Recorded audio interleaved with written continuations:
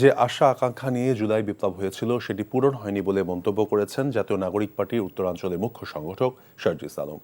আর সাতক্ষীরায় পথসভায় নাহিদ ইসলাম বলেছেন, আসন ভাগাভাগি লোভ দেখিয়ে এনসিপিকে কেনা যাবে না।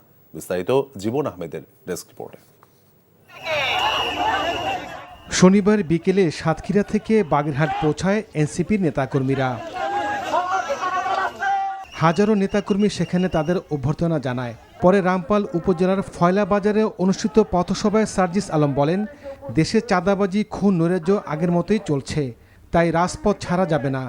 শহীদদের রক্তের সাথে এনসিপি বেমানি করতে পারে না বলেও মন্তব্য করেন সার্জিস। 24-এর অভ্যুত্থানে যেই আকাঙ্ক্ষা নিয়ে আমরা রাজপথে নেমেছিলাম, সেই আকাঙ্ক্ষা এখনো পূরণ হয়নি, তাই রাজপথ ছাড়ার সময় এখনো হয়নি। চাঁদাবাজদের উৎপাত এখনো কমে নাই, বরং খুন খারাপি শুরু হয়েছে। পাথর দিয়ে থেতলে মারার মতো আইএমএ জাহিলিয়াত শুরু হয়েছে।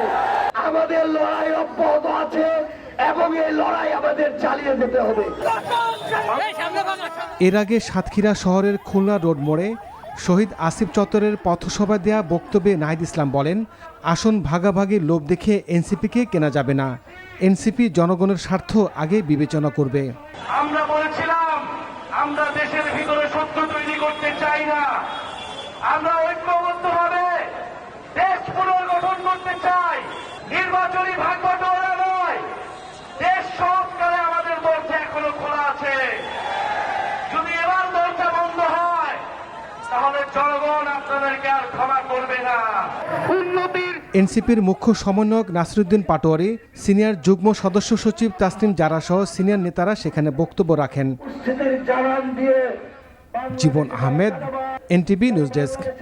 বান্ডেল থাকলে প্রতি সেনমানিতে টাকা বাঁচবে। বিকাশ সেনমানি বান্ডেল কিনে জিতুন প্রতি লেনদেনে।